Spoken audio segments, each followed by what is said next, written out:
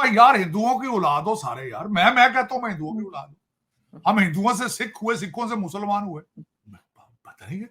लेकिन यहां पाकिस्तान में आइडेंटिटी की नहीं पता किसी को। दुनिया में जलील हो रहे हैं क्योंकि हम मुसलमान हैं, आखिरत में जलील होंगे कि हम अच्छे मुसलमान नहीं थे। तो इधर भी जूते हैं, ऊपर भी जूते हैं। देखिए सुकून सर कहां सबसे मुसलमान पहले इंसान तो बन जाए, इंसान सबसे कहां पहले बने, सर इंसान तो बन जाए। मैंने आज किसी से चैलेंज किया, मैं क्या 1.9 बिलियन मुसलमान है और जहां भी हैं जलील ख्वार हो रहे हैं, क्यों हो रहे हैं बताओ, अब इसका जवाब दो। कोई जवाब नहीं था उसके पास। 1908 में सेपरेट इलेक्ट्रोड की लड़ाई शुरू हो गई थी कि मुसलमान अलग वोट डालेंगे। उसके बाद खिलाफत मूवमेंट शुरू हो गया था। अजीब सा खिलाफत मूवमेंट था कि मुसलमान रहे हिंदुस्तान में रहा था और खलीफा के लिए लड़ रहा था ओटोमन एम्पायर के। और ओटोमन एम्पायर के टाइम पर जो शरीफ ऑफ मक्का था वो ब्रिटिशर्स के साथ लड़ रहा था खिलाफत के अगेंस्ट, और हिंदुस्तान का मुसलमान लड़ रहा था खिलाफत के फेवर में। और किसी ने कहा यार तू नया पाकिस्तान हमें चाहिए ही नहीं, तो तू क्यों बना रहा है यार। तो सर देखिए ना, साइंस में तो यकीनन तरक्की की होगी, इसलिए कि इमरान खान जो है वो जेल से नहीं बैठ के उनकी वो हो गई, पॉलिटिकल रैली हो गई उनकी ट्विटर के नहीं ऊपर। पॉलिटिकल नहीं भाई, देखे मैं उस पर बात करते, लेकिन किसी ने कहा भाई हमें तो नया पाकिस्तान चाहिए ही नहीं, अब रियासत मदीना बनाए, हम तो जिहाद करने आए थे, हम अरबों के रिश्तेदार हैं, हम तो पठान लोग, हमें जिहाद करेंगे। यार कैसी बातें करते हो, आप पठान हो, आप अरबी हो, कौन हो आप।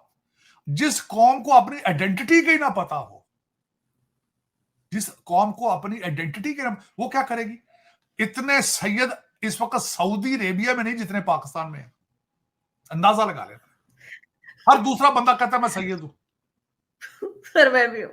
नहीं देखें, वो तो आपका तो कुछ चले, वो आपको पता होगा, को आपका आपका कोई खानदानी ट्री होगी। यहाँ पे तो हर दहला दहला कहता है जी मैं तो, कोई कहता है मैं हजरत अली का रिश्तेदार हूँ, कोई कहता है मैं फलां का रिश्तेदार हूँ। और यार हिंदुओं की औलाद हो सारे यार, मैं कहता हूं मैं हिंदुओं की औलाद हूं। हम हिंदुओं से सिख हुए, सिखों से मुसलमान हुए, पता नहीं है। लेकिन यहाँ पाकिस्तान में आइडेंटिटी की नहीं पता किसी को। हर दूसरा बंदा कहता है जी हम तो अरबी हैं, अरबी हैं। आज तक इलेक्शन तो फेयर हुए ही नहीं है वहां पे। इलेक्शन तो आपने एक दुनिया के लिए ड्रामा रखा हुआ है। आप पहले एक को कहते थे सिलेक्टेड है, सिलेक्टेड है, ये अभी तक मियां साहब बने नहीं है प्राइम मिनिस्टर, पहले लोग कह रहे हैं ये सिलेक्टेड है।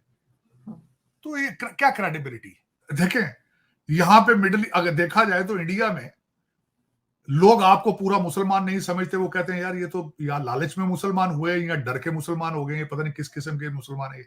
यहाँ पे आपको ये कहा जाता है, उधर वो भी नहीं आपको मानते, वो कहते हैं यार ये तो खुद कन्वर्ट हुए हैं 2-4 साल पहले, इनको पता क्या इस्लाम का पता।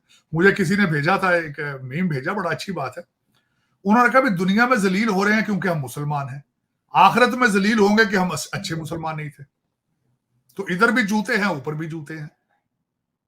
देखिए सुकून कहां सर सबसे पहले इंसान तो बन जाए, इंसान सबसे कहां पहले बने, सर इंसान तो बन जाए। मैंने आज किसी से चैलेंज किया, मैं क्या 1.9 बिलियन मुसलमान है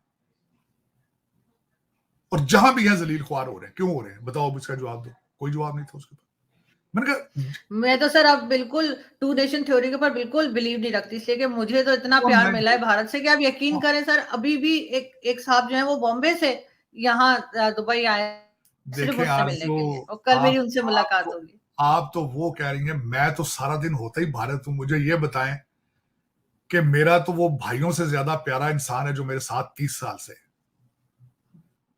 तो मैं तो सारा दिन होते ही भारत में हूँ, गुरुद्वारों मंदिरों में और सारा ये मस्जिदों में आगे पीछे। अगर इलेक्शन होते हैं भारत में और वहां पे लोग कहते हैं जी शायद मोदी जी जीत जाए, अभी मतलब उनको पता नहीं है पाकिस्तान में इलेक्शन नहीं हुए, सबको पता है नवाज शरीफ आ रहे हैं, ये फर्क तो है ना। फर्क क्या, नहीं उनके साथ कंपैरिजन नहीं है ना, वहां तो वहां हमारे फिर वहां पे तो फिर फौजी भाई। तो सर इसीलिए कह रही हूँ ना कि इसीलिए तो यहाँ पे तो हर वक्त कौन लाता है और कौन ले जाता है सभी को पता है। आप तो खुली किताब की तरह 1947 से लेकर आज तक आपकी तो लोग, लेकिन इज्जत आपकी कितनी, आप देखें ना, आप बल्कि दुबई बैठी हैं तो किसी दिन, खैर दुबई तो खैर बहुत ज्यादा फिर रहे हैं पाकिस्तानी, क्या वहां इज्जत हो, हाँ यही ट्राई कर ले। मैं आरजू, मैं आपसे एक छोटी सी आखिरी बात ये इस टॉपिक पे, ये खासकर दुबई के हवाले से या पाकिस्तान के हवाले से करना चाहूंगा। मैं आज से बहुत अरसा पहले एक दफा दुबई था, तो हमारे वहां पे एक टैक्सी ड्राइवर भाईजान थे, तो मैंने उनसे पूछा भाईजान आपको कितना अरसा हो गया, उन्होंने कहा जी 30 साल हो गए। मैंने कहा अब यहाँ खुश हैं, उन्होंने कहा जी मैं आपको एक छोटा सा वाकया बताता हूँ, आप खुद अंदाजा लगा लें कि मुझे यहाँ खुश होना चाहिए या नहीं। मैंने कहा ठीक है, क्या वाकया। उन्होंने कहा जी बात यह है कि मेरे क्लाइंट जो बैठते हैं, मेरे टैक्सी में बैठते हैं जो सवारियां। वो जब किराया देते हैं तो नोट को इस तरह पकड़ के देते हैं दूर से, ताकि मेरा हाथ ना लग जाए उनके हाथ को। तो आप अंदाजा लगा लें कि हमारे लिए कितनी सख्त नफरत है इनके दिमाग में। और दूसरा, उनके कल्चर में 3-4, ये दुबई में तो शायद इतना नहीं है, लेकिन जरा आप साइड पे हट के जाएं, सऊदी अरेबिया में चले जाएं, कुवैत में चले जाएं, कुछ दूसरी स्टेटों में चले जाएं, आपके लिए उन्होंने नाम रखे हुए हैं, रफीक, मस्कीन, गरीब। हिंदुस्तान की अनडिवाइडेड इंडिया की जो पहली मिलिटेंट ऑर्गेनाइजेशन थी, and I will give you the reasons behind it, that was Muslim league.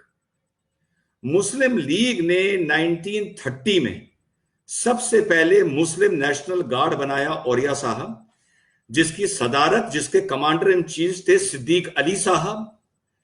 सबसे पहली जो टेरर किलिंग इंडिया में हुई in name of geopolitical fight, वो हुई अल्लाह बख्श की, जो आजाद मुस्लिम कॉन्फ्रेंस के सिंध के वजीर आला थे और जो इंडिया का डिवीजन नहीं चाहते थे। मौलाना जफर अली का कत्ल हुआ। मौलाना जफर अली साहब ने, जो जमींदार पेपर के एडिटर थे, उन्होंने अल्लाह बख्श के कत्ल को पहला टेरर अटैक लिखा था। अरे साहब, आप इसको पढ़िए ना, आप इसको पढ़िए। सिद्दीक अली उसके कमांडर इन चीफ थे।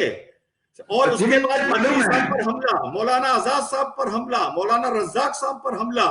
सिद्दीक अली साहब का यह बयान है कि we are a strong force of 3 lakh militants, जिसको ब्रिटिश इंटेलिजेंस ने 1,30,000 मिलिटेंट माने थे मुस्लिम लीग के। और उसके बाद मोपला मैस्कर को, हमारे इंडिया के साउथ को मोपला मैस्कर को कौन भूल सकता है? वो किसने किया था? वो मुस्लिम लीग ने किया था। 10,000 हिंदू मारे थे। और यह साहब आप जाके देखिए कि अल्लाह बख्श को किसने मारा था, अल्लाह बख्श का कत्ल किसने किया था, जाके आप पढ़िए। मुस्लिम लीग के लोगों को उसे प्रोसिक्यूट किया गया था। Muslim League was the first militant organisation of undivided India, not RSS. जय हिंद दोस्तों। यूरोप में बीते कुछ साल में इस्लामोफोबिया तेजी से बढ़ा है। कहीं मस्जिद पर हमला हो रहे हैं तो कहीं मुस्लिम विरोधी बयान दिए जा रहे हैं। यूरोपियन देशों के लीडर्स भी एंटी मुस्लिम बयानबाजी कर रहे हैं। हैरान करने वाली बात है कि इन लीडर्स को पसंद भी किया जा रहा है। कई यूरोपीय देशों में हाल फिलहाल में सत्ता बदली है। सत्ता बदलते ही वहां इस्लाम को लेकर लीडर्स का मिजाज भी बदल गया है। जॉर्जिया मेलोनी 2022 से इटाली के प्रधानमंत्री है। वो कई बार इस्लाम विरोधी बयान दे चुके हैं और उनका एक पुराना वीडियो सोशल मीडिया पर वायरल हो रहा है। वायरल वीडियो में मेलोनी कह रही है कि इस्लाम परंपराएं यूरोपियन कल्चर के अनुरूप नहीं है। यूरोप में काफ़ी समय से इस्लाम विरोधी लहर चल रही है। वहाँ के कई देशों में दक्षिणपंथी नेता सरकार बना रहे हैं जिनका रुख इस्लाम को लेकर सख्त रहा है। नीदरलैंड में for right leaders greet Wilder ने प्रधानमंत्री बनने की दौड़ में सबसे आगे है। वाइल्डर्स भी अक्सर इस्लाम विरोधी बयान देता रहा है। हाल ही में वाइल्डर्स ने सोशल मीडिया एक्स पर लिखा, मैं हमेशा हिंदुओं का समर्थन करूंगा। उनके बाद ब्रिटेन के प्राइम मिनिस्टर ऋषि सुनक को भी इस्लाम विरोधी नेता माना जाता है।